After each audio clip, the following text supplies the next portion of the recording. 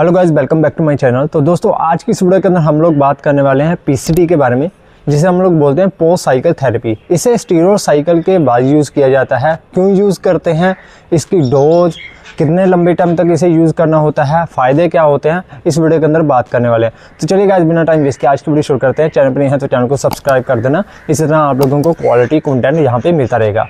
Post cycle therapy, जैसे ही आप लोगों का एनाबॉलिक स्टीरॉयड साइकिल खत्म होता है, जो कि आपके मसल बिल्ड करता है और बॉडी बिल्डिंग के अंदर आप लोग यूज़ करते हैं, उसके बाद इसे करना होता है। ज़रूरी क्यों है? क्योंकि ये आप लोगों के लो टेस्टोस्टेरोन लेवल को दोबारा से रिस्टोर करने में, आपकी नेचुरल प्रोडक्शन को शुरू करने में बहुत ज़्यादा हेल्प करती है। तो यही इसका रीज़न होता है कि जो आप लोगों का टेस्टोस्टेरोन लेवल एंड्रोजेनिक इफेक्ट से कम हो गया था, या फिर आपका रिप्रोडक्टिव सिस्टम कम काम कर रहा है, या फिर ना के बराबर ही काम कर रहा है, आपके टेस्टिकल्स में जो टेस्टोस्टेरोन लेवल उसकी प्रोडक्शन नहीं हो रही, तो उसको दोबारा से रिस्टोर करने के लिए, आपके जो एंड्रोजेनिक इफेक्ट आए थे उसको कम करने के लिए, एनाबॉलिक इफेक्ट देने के लिए, उसको बढ़ाने के लिए इसे यूज़ किया जाता है। ठीक है, तो यही इसका रीज़न है। तो अब यहाँ पे बात करते हैं इसके फ़ायदे क्या होते हैं। आपका टेस्टोस्टेरोन लेवल बूस्ट होगा, आपने जो मसल्स गेन किए हैं, जो भी आप लोगों को एनाबॉलिक्स के इफेक्ट मिला है, लाइक गेनिंग, चाहे वो मसल बिल्डिंग हो, चाहे वो फैट लॉस हो, तो उसको ये बचा के रखता है। जैसे 3-4% मतलब 30-40% 100 में से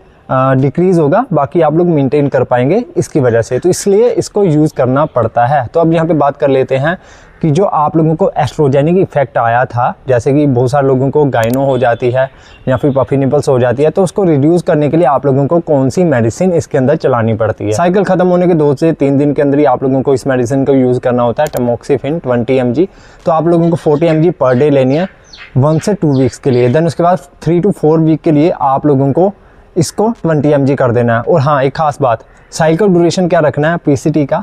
अगर आप लोग 3 मंथ का साइकिल चला रहे हैं तो आप लोगों को 1 मंथ के लिए पीसीटी करनी है। अगर 6 मंथ का साइकिल चला रहे हैं तो 2 मंथ के लिए करनी है। अगर 9 मंथ का आप लोग साइकिल चला रहे हैं तो फिर आप लोगों को 3 मंथ के लिए पीसीटी करनी पड़ती है। एक और मेडिसिन भी आती है जिसका नाम है एनास्ट्रोजोल, और ये 1 mg की मेडिसिन होती है। इसे आप लोग ड्यूरिंग साइकिल भी यूज़ कर सकते हैं, जो कि आप लोगों को एस्ट्रोजेनिक इफेक्ट आ रहे हैं, जैसे गाइनो वाइनो हो जाएगा, पफी निपल्स हो जाएगा, जो ये इसको रिड्यूस करने में आप लोगों की बहुत ही ज़्यादा हेल्प करती है। तो बहुत सारे लोग इसे ड्यूरिंग साइकिल भी यूज़ करते हैं, और वीक के अंदर सिर्फ 1 से 2 टैबलेट ही लेनी होती है। ठीक है, और अगर आप लोग आफ्टर साइकिल इसे यूज़ कर रहे हैं अपने इस इफेक्ट को कम करने के लिए, एस्ट्रोजन को कम करने के लिए, तो आप लोगों को एवरी अल्टरनेट डे मतलब 1 mg एक टैबलेट लेनी होती है। तो हफ्ते के अंदर 3 से 4 टैबलेट हो जाएंगी, और ये काफ़ी ज़्यादा एक्सपेंसिव भी आती है। तो गाइज, अब यहाँ पे बात कर लेते हैं टेस्टोस्टेरोन स्टिमुलेट मेडिसिन के बारे में। इसे आप लोगों को कैसे यूज़ करना है और कौन कौन सी मेडिसिन आती हैं।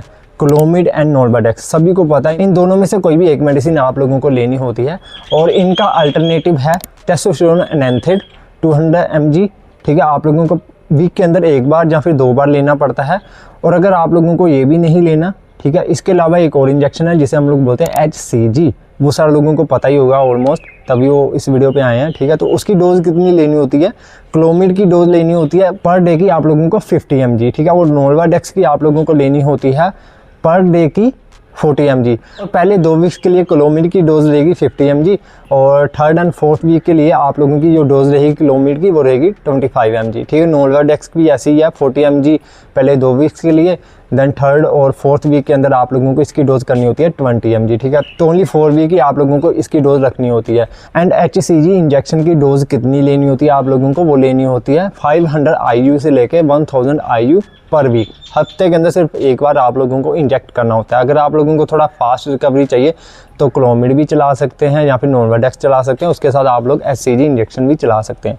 तो ये था पूरा का पूरा फंडा पीसीटी का। अगर आप लोगों को वीडियो अच्छी लगे, लाइक कमेंट शेयर जरूर करना। और अगर आप लोगों को किसी भी तरह का कोई भी साइकिल बनवाना है तो आप लोग मुझे इंस्टाग्राम पे अप्रोच कर सकते हैं, तो मैं आप लोगों की हेल्प कर दूंगा। ठीक है, तो गाइस मिलते हैं नेक्स्ट वीडियो के अंदर। Take care, bye bye. और अगर किसी भी तरह की कोई भी डाउट होता है तो नीचे कमेंट करके मुझे बता दें।